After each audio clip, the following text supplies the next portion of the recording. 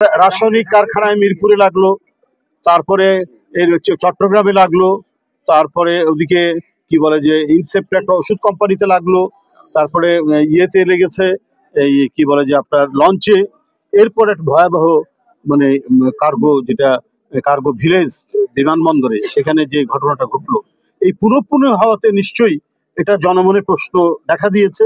এটা একটা বড় ধরনের কোনো সিরিজ নাশকতার একটা ঘটনা ঘটতে পারে, এটা জনগণ মনে করছে। জনগণের মধ্যে এই সংখ্যা দিয়ে দেখা দিয়েছে একটা বিচ্ছিন্ন বিক্ষিপ্ত ভাবে কোনো সামাজিক দুর্ঘটনা হতে পারে।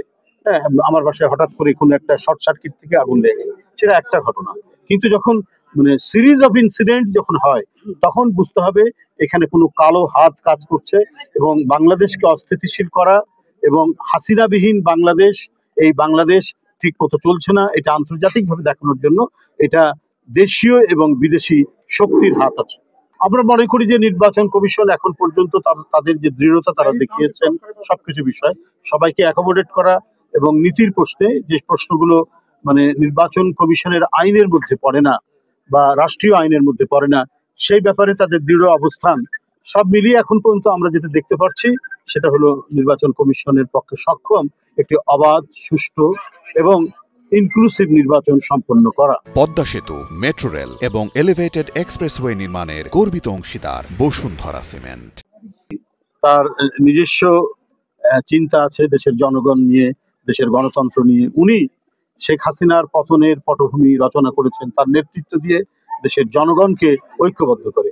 নিশ্চয়ই তিনি সবকিছু বিবেচনা করে হয়তো অতি সত্তরই আসবেন, কিন্তু এক্স্যাক্টলি কবে আসছেন সেই ডেট তারিখ এখন এই মুহূর্তে বলা সম্ভব নয়, আমাদের কাছে সেটা জানাইনি।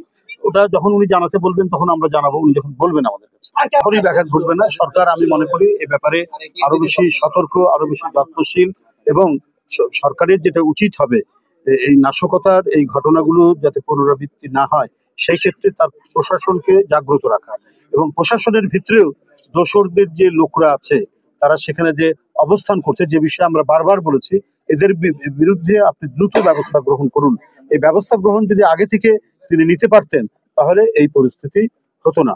তো আমার বিশ্বাস যে এই ক্ষেত্রে অন্তর্বর্তীকালীন সরকার তারা তাদের সকল শক্তি এবং তারা তাদের সমস্ত একাগ্রতা দিয়ে যাতে কোনো ধরনের নাশকতার আর পুনরাবৃত্তি না হয় সেই প্রচেষ্টা করবেন এবং জুলাইয়ের অর্থাৎ ফেব্রুয়ারিতে কি বলে যে রমজানের আগে যে নির্বাচনটি অনুষ্ঠানের ব্যাপারে তিনি যে দৃঢ় অঙ্গীকার ঘোষণা করেছেন সেটির ব্যাপারে তিনি আমি মনে হয় যে তার দৃঢ়তা রয়েছে এবং তিনি তার সফল নেতৃত্ব দিয়ে সেই নির্বাচনকে সম্পন্ন করতে, আয়োজন করতে সম্পন্ন হবে। তো এটা তো হচ্ছে জনগণের সাথে দ্বিচারিতা করা। আপনি এখন মনে হলো দিবেন আর তার কিছুক্ষণ পর মনে হলো যে আমি ফিরিয়ে নিব, এটা হলে পরে জনগণের কাছে মানে মানুষের মধ্যে যে আলোচনাগুলো আছে এই রাজনৈতিক দলটি সম্পর্কে সেটি আবারও প্রতিষ্ঠিত হবে যে তারা যে কোনো সময় যে কোনো মুহূর্তে যে কারোর সাথে তারা তাদের কথা এবং অঙ্গীকার সেটা বরখেলাপ করতে পারে।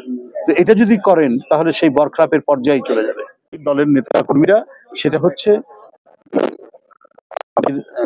চেয়ারপারসন এবং ভারপ্রাপ্ত চেয়ারম্যান তাদের সর্বোচ্চ যে নিরাপত্তা সেই নিরাপত্তা নিশ্চিত করবে হচ্ছে প্রথমে হচ্ছে সরকার, রাষ্ট্রের দায়িত্ব তাদের এটা নিশ্চিত করা। এরপর দল তার নিজস্বভাবে যতটুকু তাকে নিরাপদ করা দরকার সেটা তাকে করতেই হবে। মানে জিয়া পরিবার হচ্ছে এখন এদেশের মানে ঐক্যের প্রতীক, সার্বভৌমত্বের প্রতীক, স্বাধীনতার প্রতীক, গণতন্ত্রের প্রতীক।